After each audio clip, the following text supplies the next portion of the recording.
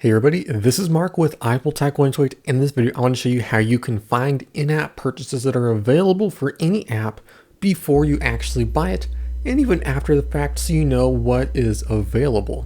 First, I'm going to show you how to do this on iOS, and then we will go ahead and over to the Mac, and I'll show you the exact same thing right over there. So let's say we're playing a game, how about Letter Fridge? And as you can see, we have a bunch of in-app purchases.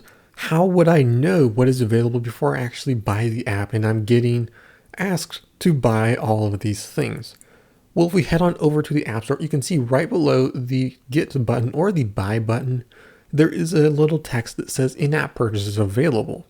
Clicking that app will show you that, again, it does say in-app purchases available. If we scroll all the way down to the bottom almost with all the details, you can see in-app purchases and it says yes. There's a little triangle, and if we click that, it will show you all of the available in-app purchases for that app. You can see the price and the name of it, so you can know going in what you may actually have to buy, and you can get an idea of what's limited behind a paywall. The process is very similar on a Mac. If we open up the App Store, you can see again, it says in-app purchases available.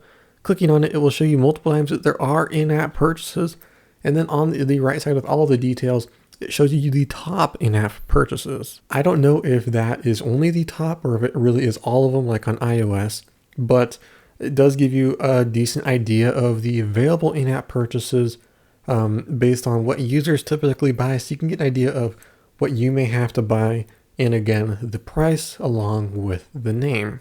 But there you go, that is all for this video. Super easy and a pretty useful way to know what you're getting yourself into and what you may actually have to pay for.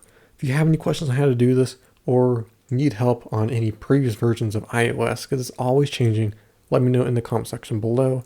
If you like this video, leave a like and hit the subscribe button for more videos like this. This is Mark with InApp Purchases, and I'll see you in the next one.